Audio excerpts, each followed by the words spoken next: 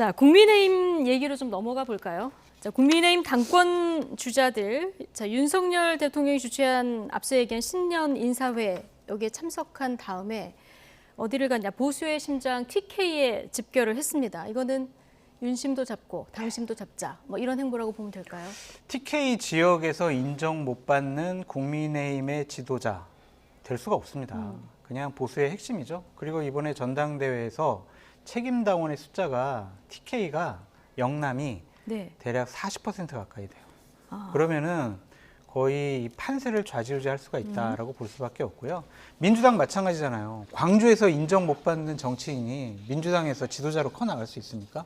일단 TK 민심을 잡아야 이번 전당대회 때 자신이 당대표로 뽑힐 가능성이 높다. 예. 그러니까 가서 당원들이나 TK에 계신 시민들에게 잘 보이고 싶어 해서 간 거라고 봐야 되겠죠. 대구 경북 책임당원이 40%? 영남권이 40%고요. 영남, 예. 대구 경북만 해가지고는 한 20%가 좀 넘을 것 아, 같습니다. 그런가요? 네.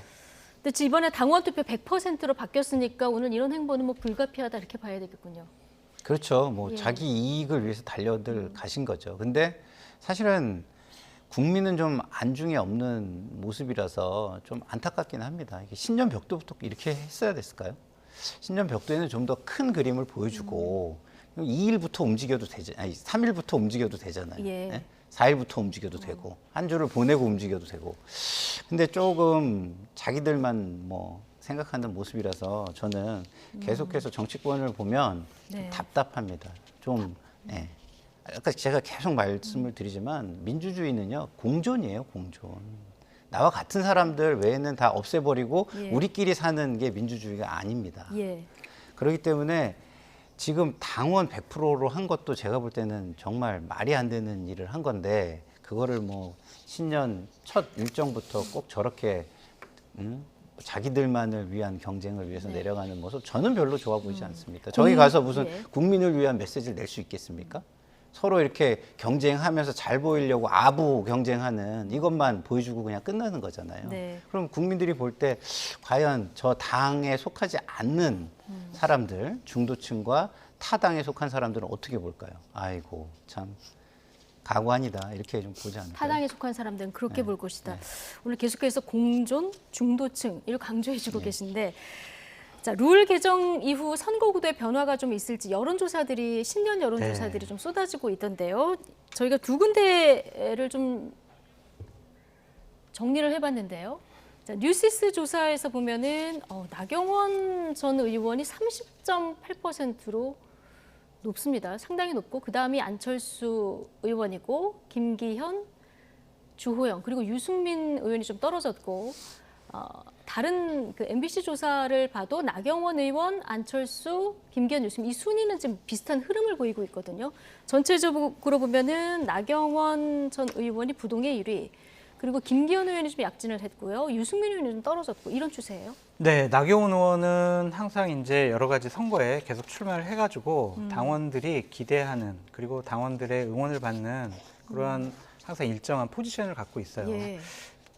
재작년에 있었던 당대표 선거에서도 나경원 의원이 당대표 당심에서는 1등 했죠. 네, 당원에서 예. 1등을 했죠. 그런 것을 보면 이번에 100%룰 개정으로 가장 수혜를 볼 수 있는 사람은 나경원 의원이다라고 볼 수밖에 없습니다. 예.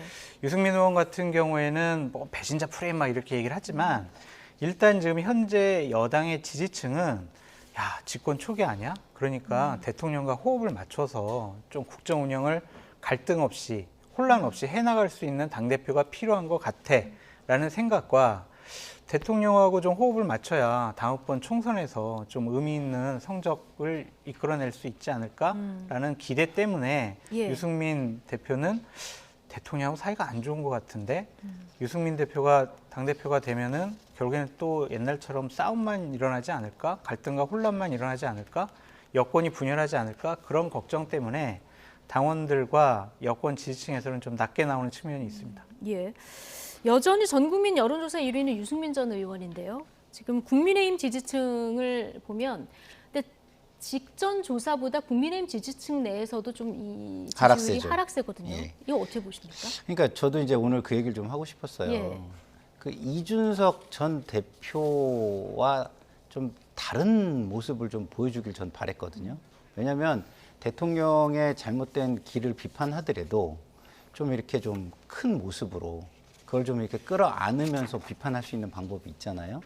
그런 좀 모습을 저는 기대했는데 최근에 연속적으로 인터뷰에 응하시면서 표현을 보면 이준석 전 대표가 떠오르는 듯한 과도한 비판, 과도한 표현들이 되게 많았어요.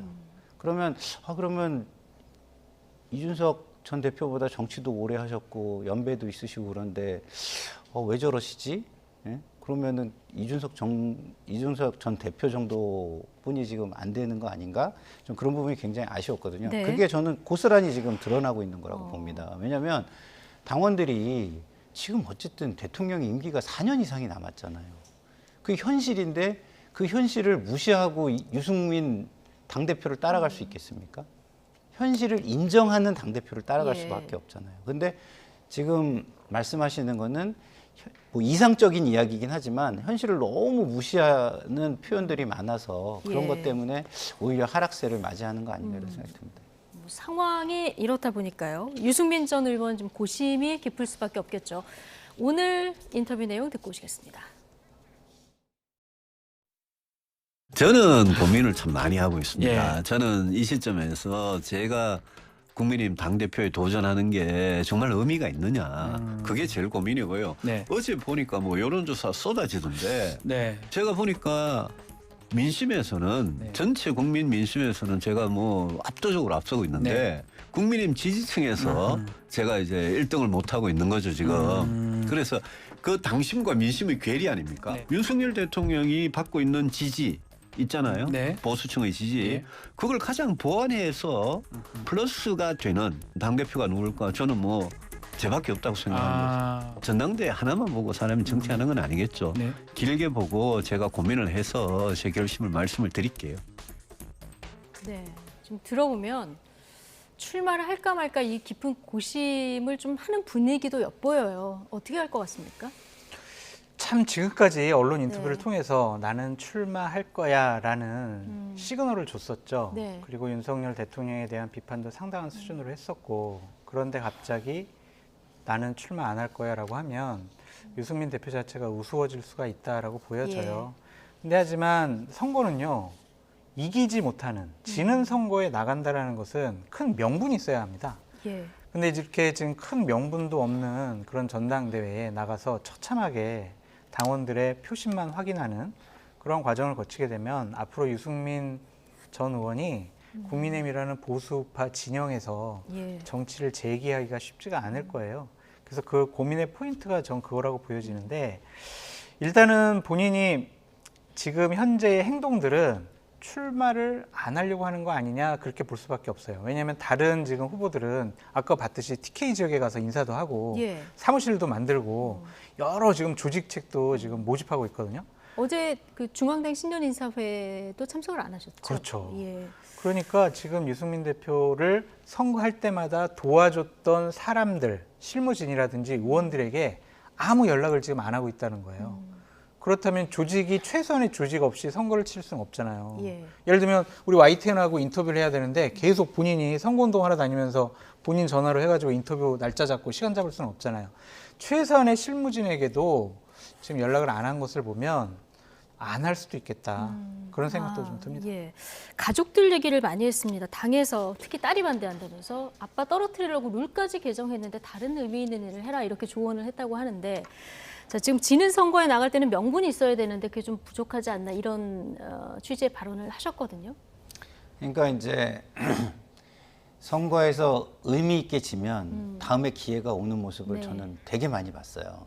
근데 의미 있게 진다는 게 뭐냐면 아까도 얘기했지만 약간 탄압을 받으면서 정말 끝까지 자기 소신이나 이런 걸 굽히지 않는 모습 이런 걸 보여줘야 되거든요.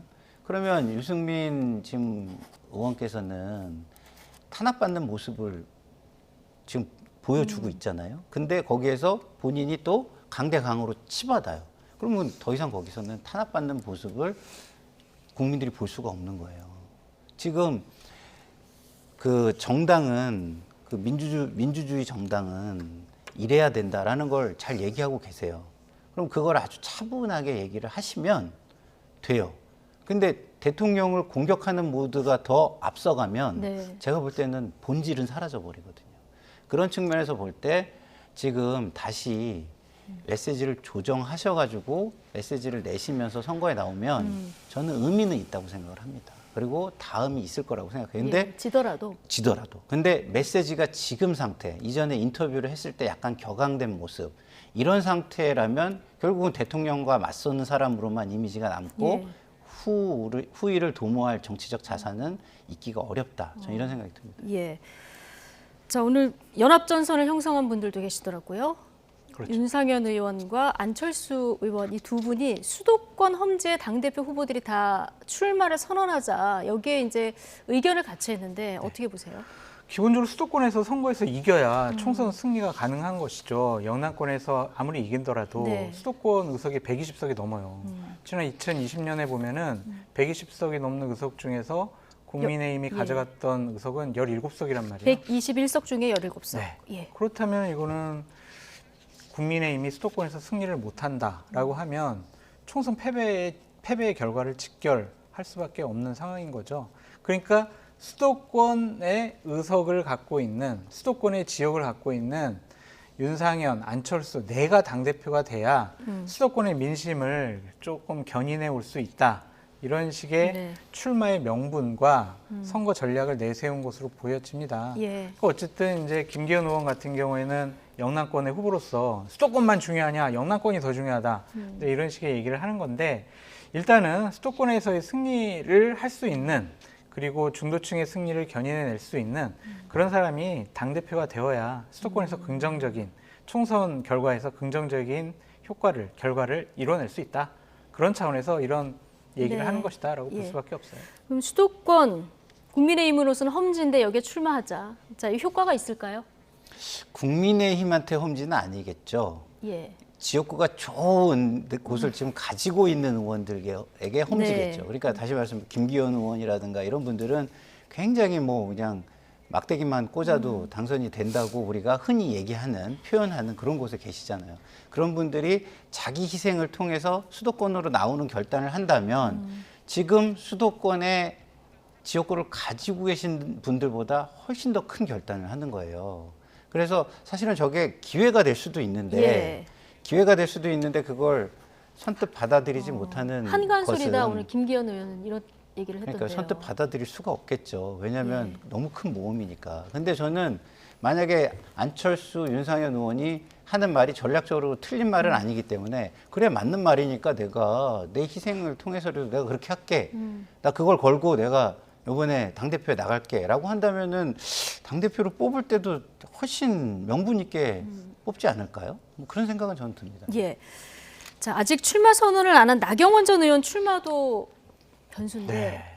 자, 오늘도 이 TK 지역에 가서 내가 모태 TK다 이런 얘기도 했는데 딱 출마하겠다 아직까지 선언을 하지는 않았거든요. 장성철 소장님 뭐 레이더에 걸린 어떤 내용은 없을까요? 지금 본인이 선거 치를 때마다 네. 연락을 해와서 도와달라고 했던 실무진에게는 연락이 갔어요. 그리고 지금 여의도에 사무실을 지금 알아보고 있습니다. 그렇다면은 여차하면 난 출마할 수 있어 네. 라고 스타트를 끄는 것이다 라고 볼 수밖에 없죠. 근데 나경원 의원이 지금 여론조사를 보면 당원에서 1등 나오잖아요. 네. 그러면은 다른 후보들 같은 경우에는 나경원이 안 나와야 돼.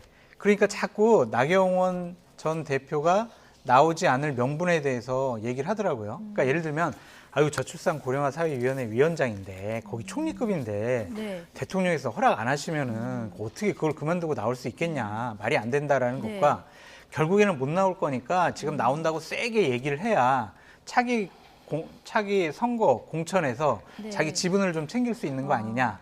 그래서 지금 오히려 더 강하게 얘기하는 거다라고 얘기도 하고. 차기 그 개각에서 내각에 입각할 그렇죠. 가능성을 얘기하시는 분도 있던데. 그렇죠. 그러니까 그냥 저출산 고령화 사회위원장이 아니라 실질적인 권한이 있는 장관급, 부총리급 예. 장관급 그러한 자리를 요구하려고 지금 저런 모습 보이는 거다라고 상대방 쪽에서는 지금 얘기를 하고 있는데 기본적으로 내가 지금 출마하면 나는 당대표 될 가능성이 많고요. 그 당대표가 2024년 총선을 총괄할 수 있는 당대표예요. 나경원 전 대표로서는 나가고 싶어하는 유혹이 상당히 강할 수밖에 없습니다. 만약 윤석열 대통령이 당신 안 돼, 나가지 마. 그러기 전까지는 나경원 전 대표는 출마할 가능성이 높다라고 보여집니다. 여론조사상 어디에서 조사를 해도 지금 이를 그렇죠. 달리고 있으니까 지금 포기하기는 어렵다. 그렇죠. 예. 맞습니다. 김기현 의원이 나경원 의원과 이 연대를 하고 싶은 이런 발언들로 읽히는 발언들을 꽤 네. 하거든요. 그러니까 이제 나경원 의원이 지금 당심은 네. 얻은 건데 윤심을 못 얻은 거잖아요. 예. 그러니까 윤심은 나에게 있으니까 나와 연대하자 이렇게 얘기하는 것 같아요. 그래야 또 안 나왔을 경우에는 또 후위를 도모할 수 있지 않느냐 이런 얘기를 하고 있는 것 같은데 뭐 모르죠. 윤심이 어떻게 될지 마지막 윤심이 만약에 열린다면 나경원 의원에게 열린다면 지금 가능성은 나경원 의원이 가장 높은 거 아닌가요? 제일 높다. 그래서 지금 나경원 의원은 TK를 쫓아갈 일이 아니라 용산을 쫓아갈 상황이 아닌가 저 이런 생각이 듭니다. 예, 두 사람 연대는 가능성이 좀 있다고 보십니까? 저는 있다고 봐요. 있다고 왜냐하면 나경원 의원이 굉장히 실리적인 측면이 강한 정치인으로 저는 예. 개인적으로 좀 보고 있거든요. 그런 측면으로 보면 안철수, 유승민 이런 의원과 연대를 하기보다는 대통령과 가까운 인사와 연대할 가능성이 높다라고 저는 개인적으로 관측을 합니다. 알겠습니다. 네. 지금 뭐 양당의 상황, 뭐 신경전 이런 내용들 짚어봤는데요. 자, 국회도 지난해 내내 얼음장 아니었겠습니까? 네. 올해는 좀 훈풍이 불어야 될 텐데, 자, 벌써 1월 임시국회 소집 여부를 두고도 신경전입니다. 지금 민주당은 법안 처리를 해야 되니까 빨리 열어야 된다. 이렇게 주장을 하고 있고, 국민의힘에서는 이거 이재명 대표 방탄용이라서 이거 좀 지켜보고 설 이후에 열자 이런 입장이거든요. 어떻게 해야 된다고 보십니까? 국민의힘은 그렇게 공격할 수 있지만 급한 네. 거는 지금 국민의힘이에요. 네. 지금 여러 가지 법안, 정부 조직 개편안 이거 처리 안 할 겁니까? 여당이니까요. 네, 임시국회 이거 소집을 해서 빨리 야당을 설득을 해서 이런 법안들 처리를 해야죠. 이것을 국조특위 이거 연장하려고 하는 이재명 당대표를 방탄하려고 하는 그런 임시국회 소집에는 우리는 응할 수 없어. 이렇게 접근을 한다면 대통령실과 좀 다른 생각과 판단일 수가 있을 것 같아요. 그래서 주호영 원내대표가 예. 좋아 임시국회 열 건데 이거 좀 최대한 단축시켜서 열어야 돼 이런 식의 예. 얘기를 했거든요. 아. 그것은 법안에 대해서만 우리가 빨리 처리할 수 있는 그런 임시국회를 열자라고 생각을 하는 것 같습니다. 네. 그래서 이게 여야 간에 복잡한 그러한 정치적인 계산이 있어 보이는데 제발 김상일 평론가님 항상 얘기하는 것처럼 정치인들은 모든 판단의 기준을 국민에게 놓고 좀 판단하시라. 민생 법안 처리 안 되면 예. 국민들 피해 볼 거 아니냐고요. 네. 그러니까 제발 자기네들 당리당냐 정쟁에 국민들을 볼모로 잡지 말아라. 그렇게 말씀드립니다. 근데 이렇게 생각하면 쉽게 답이 나올 것도 같은데요. 예. 네. 저는 좀 안타까운 게 이런 겁니다. 지금 주호영 원내대표가 이거 응하지 않을 수 없거든요. 예. 아니 소집의 조건이 되면은 그냥 소집이 되는 건데 우리가 응하지 않을 거라고 한다고 임시회의가 소집이 안 되는 게 아니잖아요. 그러니까 지금 제가 볼 땐 주호영 대표가 하는 얘기는 국민에게 메시지를 던지는 거예요. 이재명 대표를 좀 압박하고 공격할 예. 수 있는 메시지를 던지는 거지 현실적으로는 이거는 임시회의 열면 그냥 열리는 겁니다. 예. 그 어쩔 수 없는 거다. 아 그렇죠. 예. 야당이 소집하면 그냥 열리는 거예요. 네. 예. 이거는 어떤 메시지를 던지는 차원이다. 이렇게 해석을 해주셨고요. 자, 올 한 해 국회에 좀 여야 협치의 모습이 많이 보였으면 하는 불가능합니다. 가능하길 빕니다. 불가능하다고 네. 마지막까지 이렇게 얘기하시깁니까? 왜냐하면은 내년에 총선이 있잖아요. 네. 그러면은 여야가 협치를 통해서 상대방 일 잘합니다라고 국민들에게 알려드리겠냐고요. 저 집단은 나쁜 집단이고요. 네. 국민을 생각하는 집단 아니고요. 그냥 자기들끼리 진영의 논리에 빠져 있는 그런 편협한 집단이에요. 민생은 생각 안 해요. 네. 지속적으로 그렇게 공격할 수밖에 없어요. 예. 그렇다면 강대강 대치가 훨씬 더 심해질 것 같다. 저는 꼭 그렇게만은 생각하지 않아요. 예. 정치는 살아있는 생물이라고 하잖아요. 어떻게 될지 모릅니다. 예. 뭐 제가 여기서 할 소리인지는 모르겠지만 예를 들어서 이재명 당대표가 결단을 했다. 그래서 지지가 민주당으로 모인다. 그럼 협치해야죠. 그럼 자꾸 김상일 평론가님 그래서 진보 참칭 패널이라는 소리 듣는 거예요. 오죽하면 장성철 소장님이 불가능 이런 단어까지 썼을까 싶기도 한데 어쨌든 올 한 해는 좀 협치의 모습이 보이기를 기대는 좀 해보겠습니다. 기대합니다. 네, 새해 첫 나이트 포커스 여기까지 하고요. 두 분 올 한 해도 자, 활약 부탁드리겠습니다. 장성철 공론센터 소장, 김상일 정치평론가 두 분이었습니다. 고맙습니다.